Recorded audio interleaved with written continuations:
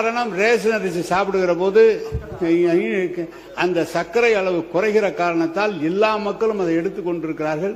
நீ எப்படி காலையில் எழுந்திரிச்சோன்னா நெல்லிக்காய் ஜூஸ் குடிப்போன்னு பேட்டி கொடுக்குறியா, அது மாதிரி இன்றைக்கு ரேஷன் அரிசியை எல்லா மக்களும் பயன்படுத்தி கொண்டிருக்கிறார் என்பது உண்மை. நேரு கூட அந்த ரேஷன் அரிசி தான் சாப்பிட்றேன். ஏன்னா சுகர் கம்மியாகும்ட்டு, அதான் சுகரை கம்மியாகும் சொல்லி அது மோட்டா அரிசி சாப்பிடும். என்ன கேனர் கொஞ்சம் கூட நம்மளுக்கு வெக்க இருக்காதா? கேமரா இருக்குது, கேமரா இருந்தும் நம்ம பொய் பேசுறோமே அப்படின்னு சொல்றது கொஞ்சமாவது வெக்கப்படணும். இல்ல நம்மளுக்கு பொய்கள் நம்ம நிறைய சொல்லும் போது ஊர் சைட்ல சொல்லுவாங்க உடம்புலாம் கூசுன்னு சொல்லுவாங்க. அந்த மாதிரி நேருக்கு ஆகாதா? KN நேரு மட்டும் நான் சொல்ல, மொத்த திமுக பொய் கொடுக்க சொல்லி கேட்கிறேன். உங்களுக்கு கொஞ்சம் கூட வெக்கமா இருக்காதா?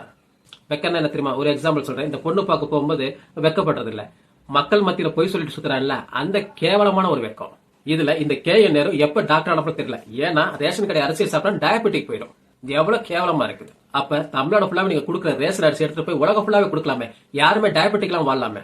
ரேஷன் அரிசி சாப்பிட்டா சக்கரை நோய் போகும்னு சொல்லிட்டு இந்த போய் உருட்டீங்களே, உங்களுக்கு எல்லாம் கேவலம் வெக்கமா இருக்காங்க. இந்த KN நேரு எனக்கு டயபெட்டிக் இருக்கு, அதனால நான் எந்த அரிசி சாப்பிடுறேன்னு சொல்றேன், அந்த வீடியோ நீங்க பாருங்க.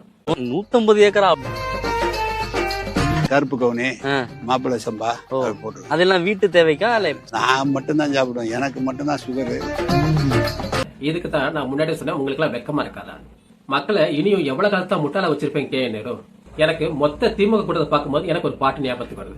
பொய்யிலே பிறந்து பொய்யிலே வளர்ந்த புலவர் பெருமானே.